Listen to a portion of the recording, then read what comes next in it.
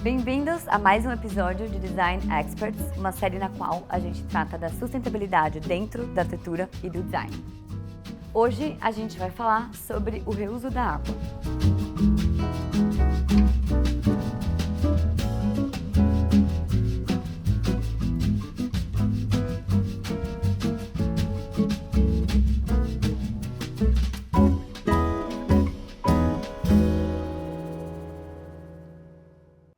A crise hídrica talvez seja uma das mais preocupantes que vivemos hoje, e foi a respeito da utilização da água como recurso sustentável que conversei com o professor Mário Figueroa. 2/3 do planeta Terra são cobertos por água, mas somente 3% dessa água é doce, e apenas uma pequena parcela dessa água doce é de fácil acesso. Seria importante começar colocando que talvez uma das maiores crises que a humanidade está vivendo hoje e vai viver, acho que tende a se agravar, é a crise hídrica, né? Há uma previsão da ONU que até 2050, 70% da população mundial vai sofrer com escassez da água. Existem grandes esforços de conscientização a nível mundial para que o uso da água pelos seres humanos seja cada vez mais responsável e sustentável. No Brasil, um dos nossos principais desafios está relacionado ao reuso de recursos hídricos.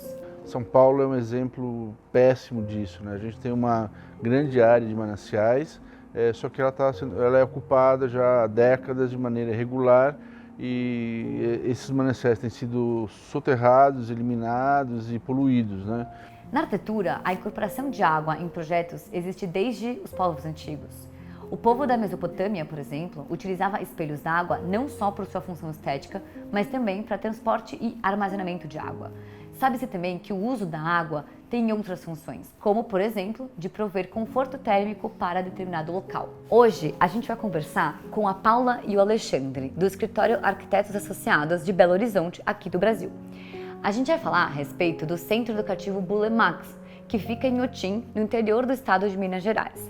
O projeto é localizado em cima de um lago artificial e utiliza, de forma muito inteligente, espelhos d'água em sua cobertura. A gente vai entender como a utilização de água nesse projeto tem papel estético, mas também sustentável.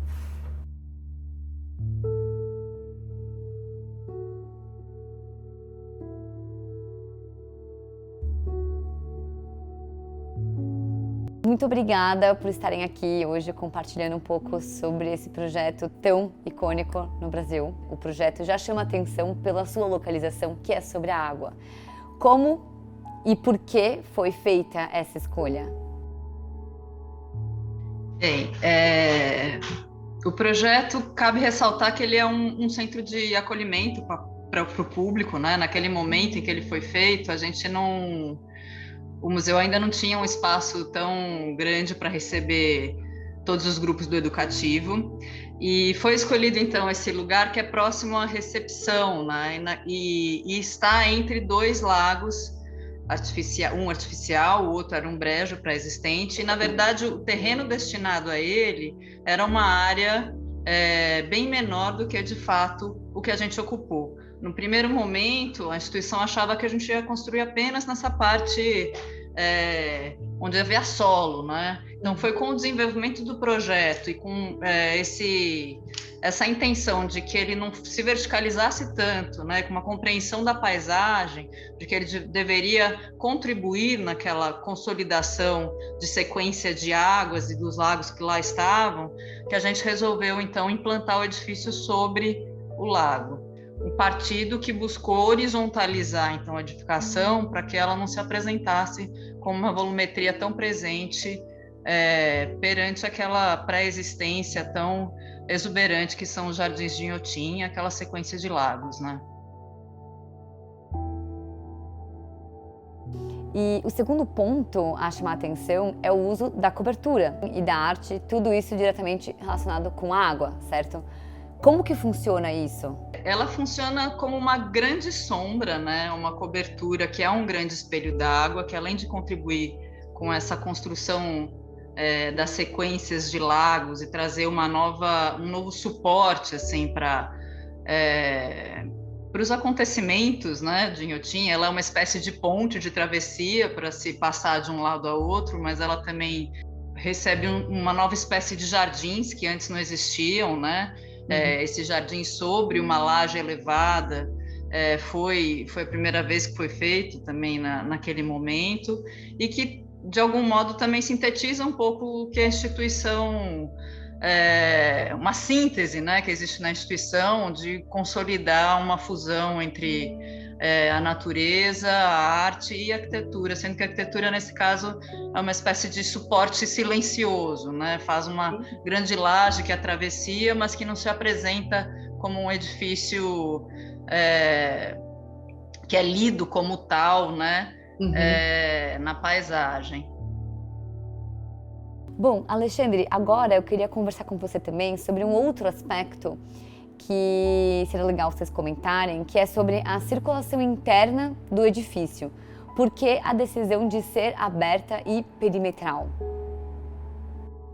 Então, a gente está em Inhotim, é um parque, né, de esculturas, e a maior parte do tempo você está ao ar livre, né? Então, durante, e não só esse, mas como os outros trabalhos que a gente desenvolveu lá, a gente ficou tentando eliminar aquela noção de dentro e fora, né, e de fronteiras muito explícitas, assim, né, do que é dentro e do que é fora, né?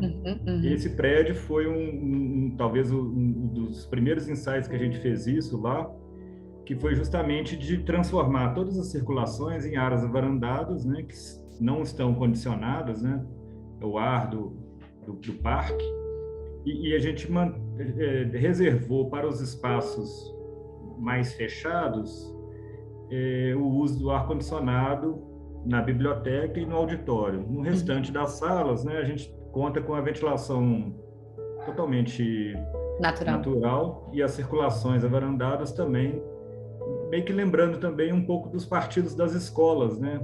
As escolas seguem esses partidos, né, que você circula pelas varandas e as salas de aula são elementos fechados, né? Então foi um pouco isso. E nesse caso em específico, pelo fato do edifício estar passando por cima da água, e ele é formado por dois braços, né, paralelos, esses braços conformam uma praça central molhada, né, vamos dizer assim, né, que é uma praça com água. Então seria muito legal que a gente pudesse andar em volta, né, dessa praça, olhando para o lago, né, original que está passando por baixo do edifício. Quais as dificuldades técnicas de construir um espelho d'água e uma cobertura de grandes dimensões? Então, aí são duas questões, né? A cobertura de grandes dimensões, principalmente em concreto, ela exige junta.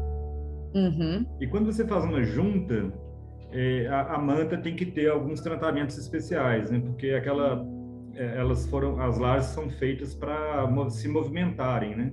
Sim. Então, talvez esse tenha sido, além do peso, né, que é uma grande carga, né, são 40 centímetros de água em 1.700 metros.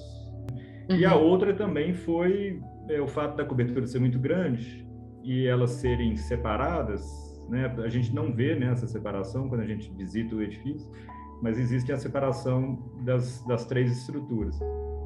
A coordenação também das formas, né, da laje nervurada, para que isso tudo desse certo, e o lançamento dos pilares e tudo mais, foi um dos desafios assim grandes do prédio, né?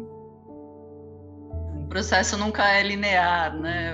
A Lina falava isso, né? O projeto sempre tem essa imagem da espiral, que a gente está um pouquinho mais acima, cada hora num ponto, né? E acho que a prática de arquitetura traz isso sempre.